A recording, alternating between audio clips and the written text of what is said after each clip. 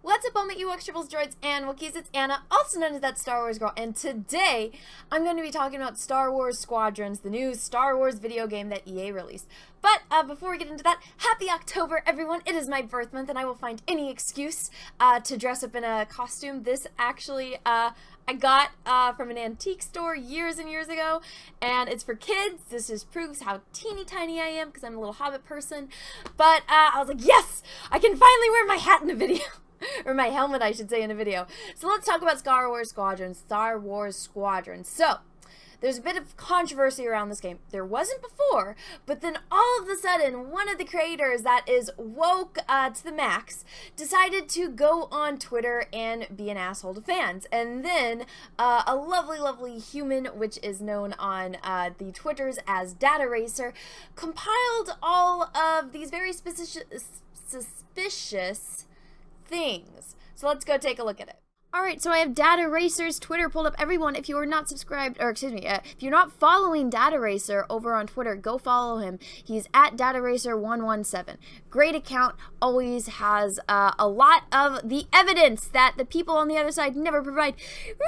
All the fandom ministers are evil! Ree! Yet, they're the ones that are going around, oh, you disagree with me? You're a Nazi! You're a Nazi! You're a Nazi!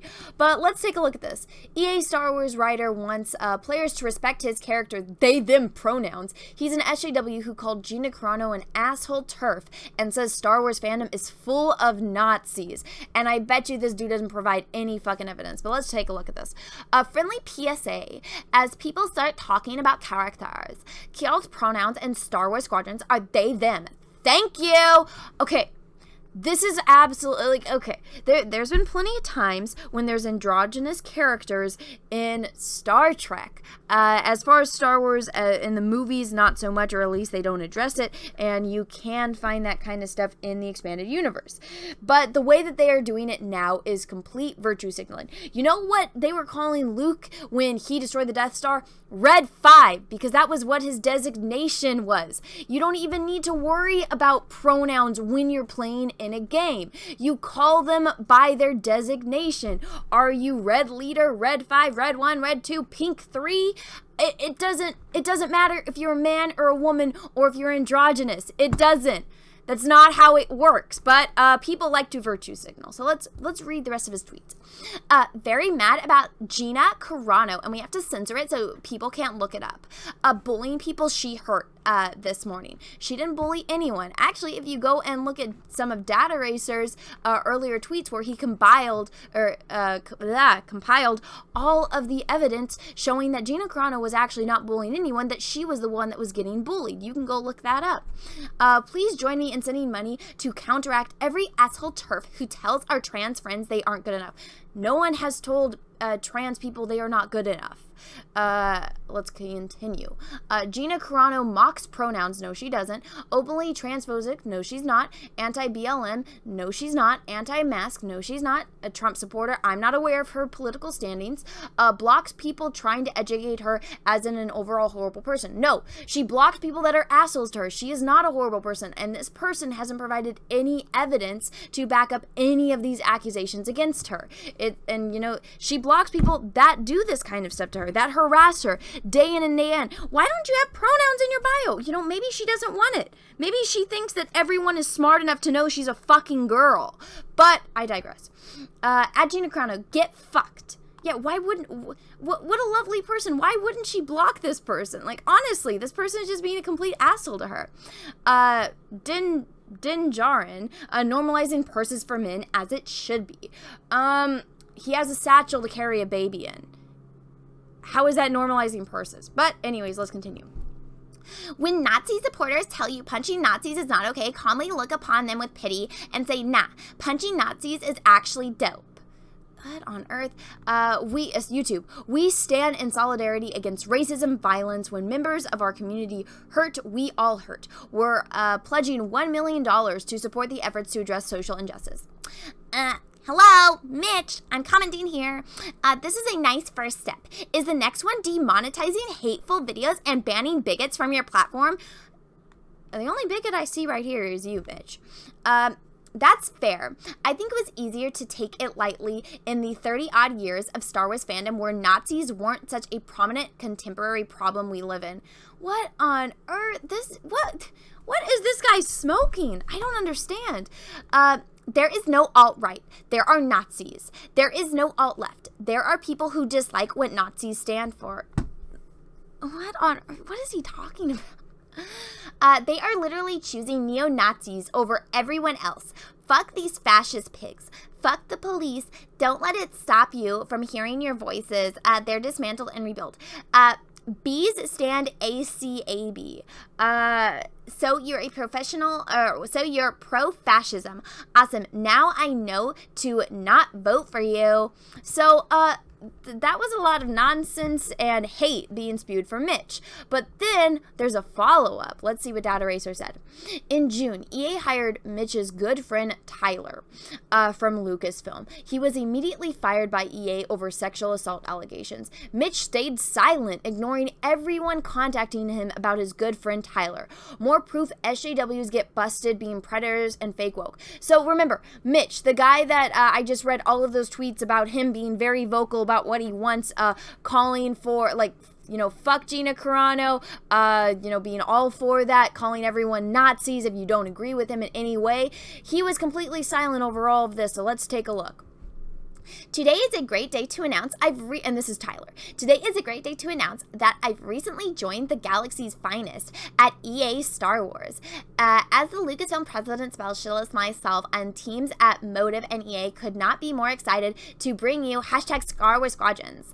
Pilots wanted, and then this is all of Tyler's information. And then, dun-dun-dun-dun, EA, we were recently made aware of the reports of misconduct that have surfaced. We take these allegations very seriously, and this individual will no longer be providing services to EA. Dun dun dun. And then here is everyone asking Mitch to respond to this, because this is supposed to be like his best friend, right? So is there any reason in particular you've ignored the multiple people who have tried to contact you about Tyler W's sexual and emotional abuse? He has abused women too, Mitch, if that changes anything. At Mitch, dude, I don't even know what to say anymore. Please just say something to AA about Tyler W. Mitch, it's kind of in your face now, and people are expecting you to let EA know. Mitch, I'm telling you, there's plenty of evidence. I know you can do more than most of us can do. Mitch, it's entirely possible that Tyler W misrepresented y'all's friendship, but the way he portrayed it to me was that y'all were real tight. Apologies if us being annoying as hell is a misunderstanding, but to us, you look really complicit. Really disappointed in his silence on the matter. Please listen, Mitch.